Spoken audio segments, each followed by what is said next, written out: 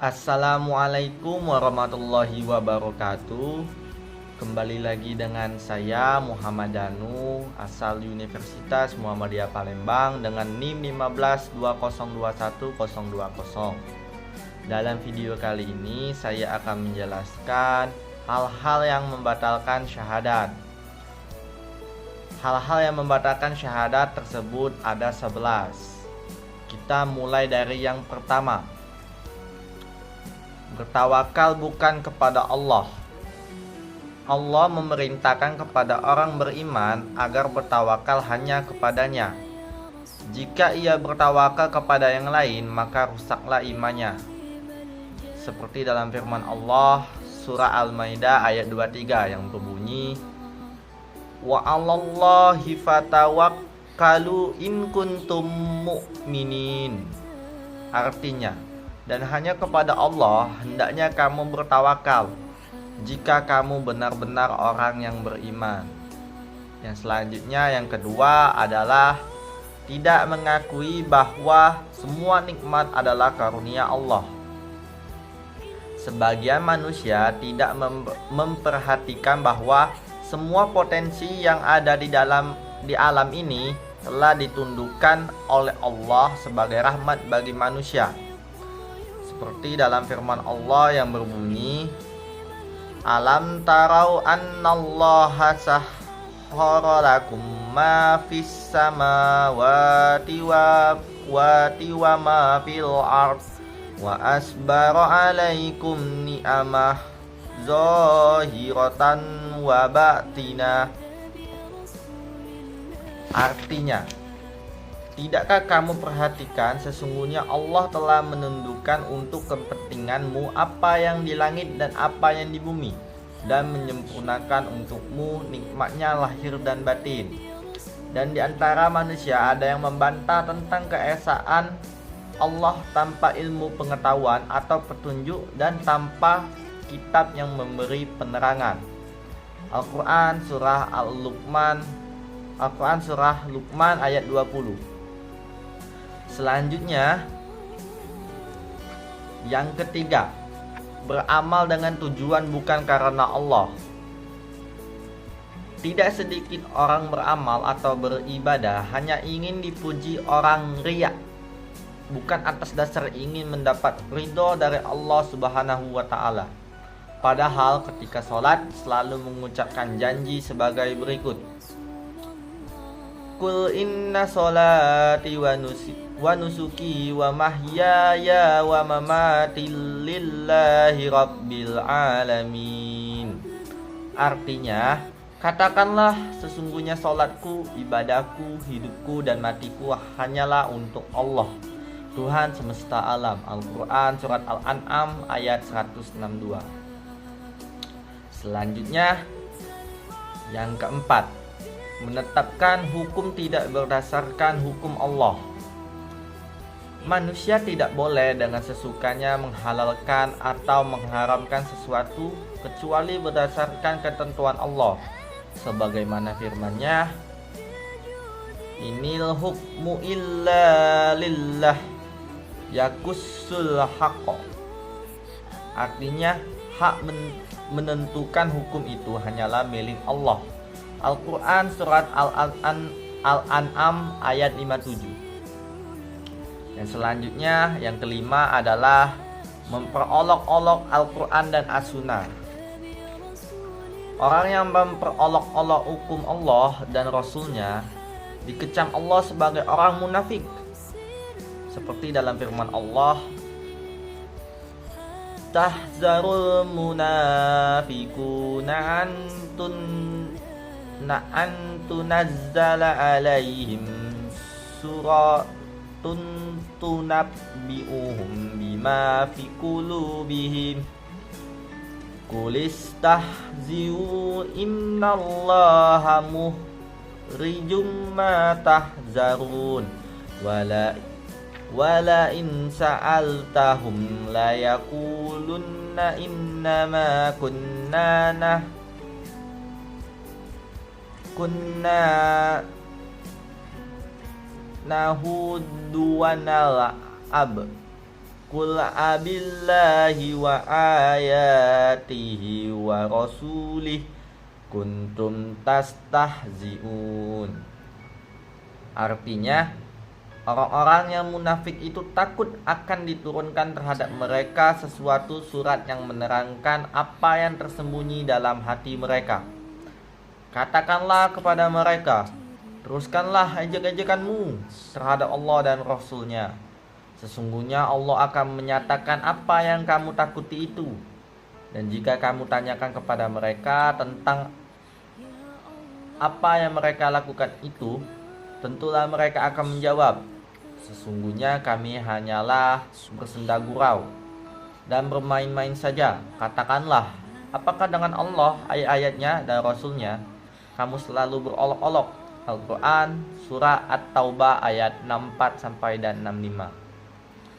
Selanjutnya yang keenam, mengharamkan yang halal dan menghalalkan yang haram.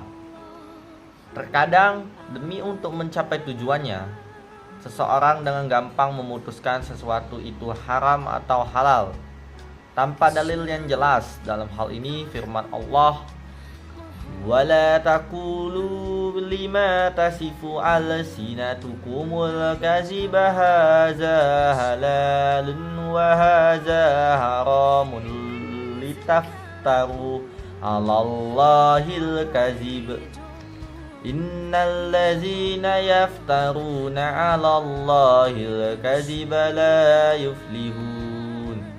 Artinya, dan janganlah kamu mengatakan terhadap apa yang disebut-sebut oleh lidahmu secara dusta. Ini halal dan ini haram, untuk mengada-adakan kebohongan terhadap Allah. Sesungguhnya orang yang mengada-adakan kebohongan terhadap Allah, dia adalah beruntung. Al-Quran surah An-Nahl ayat 116. Selanjutnya yang ketujuh, tidak mengimani Al-Quran secara utuh. Dalil-dalil di dalam Al-Quran dan As-Sunnah itu terkadang hanya diambil sebagian saja dan sebagian lain diabaikan karena tidak mendukung kepentingannya. Dalam hal ini Allah berfirman, afatu'minuna biba'dil kitabi wa ta'furuna biba'd fama jaza'u man yaf'alu zalika minkum illa hisyun fil hayawatid dunya wa yaumal qiyamati yuraduna ila asyadil azab wa mallahu bighafilin amma ta'malun. Artinya, kemudian kamu Bani Israel membunuh dirimu, saudaramu sebangsa, dan mengusir segolongan daripada kamu dari kampung halamannya. Kamu membantu terhadap mereka dengan membuat dosa dan permusuhan. Tetapi jika mereka datang kepadamu sebagai tawanan, kamu tebus mereka. Padahal mengusir mereka itu juga terlarang bagimu. Apakah kamu beriman kepada sebagian Alkitab, Taurat, dan ingkar terhadap sebagian yang lain? Tiadalah balasan bagi orang yang berbuat demikian daripadamu, melainkan kenistaan dalam kehidupan dunia. Dan pada hari kiamat mereka dikembalikan kepada siksa yang sangat berat. Allah tidak lengah dari apa yang kamu perbuat. Al-Quran surah Al-Baqarah ayat 85. Dan selanjutnya yang ke-8, mengangkat orang kafir menjadi pemimpin. Orang Islam mengangkat orang kafir menjadi pemimpin adalah zalim yang tidak akan diberi petunjuk oleh Allah Subhanahu wa taala. Sebagaimana firman-Nya, ya ayyuhallazina amanu la tattakhizul yahuda wan nasara ya awliya abaduhum awliya ba'd wa man yatawallahum minkum fa innahu minhum innallaha la tahdil qaumaz zalimin. Artinya, hai orang-orang yang beriman, janganlah kamu mengambil orang-orang Yahudi dan Nasrani menjadi pemimpinmu. Sebahagian mereka adalah pemimpin bagi sebagian yang lain. Barang siapa di antara kamu mengambil mereka menjadi pemimpin, maka sesungguhnya orang itu termasuk golongan mereka. Sesungguhnya Allah tidak memberi petunjuk kepada orang-orang yang zalim. Al-Quran Surah Al-Maidah ayat 51. Yang kesembilan, suka menyekutukan Allah. Di satu sisi, ia menyatakan beriman kepada Allah, tetapi di sisi lain tetap menyebut sesembahannya selain Allah, seperti sesajin ke makam keramat dan sebagainya. Dalam hal ini Allah berfirman, wa iza zukirallahu wahdahus ma'azzat qulubul lazina la yu'minuna bil akhirah wa iza zukiral lazina min dunihi izahum yastabshirun. Artinya, dan apabila hanya nama Allah saja disebut, kesalah hati orang-orang yang tidak beriman kepada kehidupan akhirat. Dan apabila nama sembahan-sembahan selain Allah yang disebut, tiba-tiba mereka bergirang hati. Al-Quran Surat Az-Zumar ayat 45. Yang ke-10, mengingkari asma-asma Allah. Allah memerintahkan kita untuk senantiasa bermohon kepadanya dengan nama-namanya yang baik, seperti dalam firman Allah sebagai berikut, walillahil asmaul husna fad'uhu biha wazarul lazina yulhiduna fi asma'ih sayujzauna ma kanu ya'malun. Artinya, hanya milik Allah Asmaul Husna, maka bermohonlah kepadanya dengan menyebut Asmaul Husna itu, dan tinggalkanlah orang-orang yang menyimpang dari kebenaran dalam menyebut nama-namanya. Nanti mereka akan mendapat balasan terhadap apa yang telah mereka kerjakan. Al-Quran Surat Al-A'raf ayat 180. Dan yang terakhir, yang ke-11, yaitu beribadah bukan karena Allah. Beribadah dan berdoa kepada selain Allah adalah sia-sia, karena selain Allah tidak dapat memberikan manfaat atau mudarat. Dijelaskan dalam firman Allah, lahu da'watul haqq wallazina yad'una min dunihi la yastajibuna lahum bisyai'in in illa kabasiti kaffaihi ilal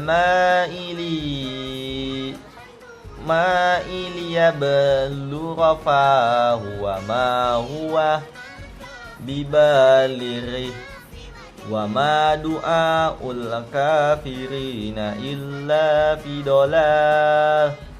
Artinya, hanya bagi Allah hak mengabulkan doa yang benar, dan berhala-berhala yang mereka sembah selain Allah tidak dapat memperkenankan sesuatu pun bagi mereka, melainkan seperti orang yang membukakan kedua telapak tangannya ke dalam air supaya sampai air ke mulutnya, padahal air itu tidak dapat sampai ke mulutnya. Dan doa ibadat orang-orang kafir itu hanyalah sia-sia belaka. Al-Quran Surat Ar-Ra'd ayat 14. Itu adalah 11 hal yang membatalkan syahadatain. Mungkin itu saja yang bisa saya sampaikan dalam video kali ini. Apabila ada kata-kata yang salah dan kurang berkenan, apabila saya mengaji tadi juga ada yang salah, mohon dimaklumi, karena manusia tidak luput dari kesalahan dan dosa. Kepada Allah saya mohon ampun. Billahi taufiq wal hidayah. Wassalamualaikum warahmatullahi wabarakatuh.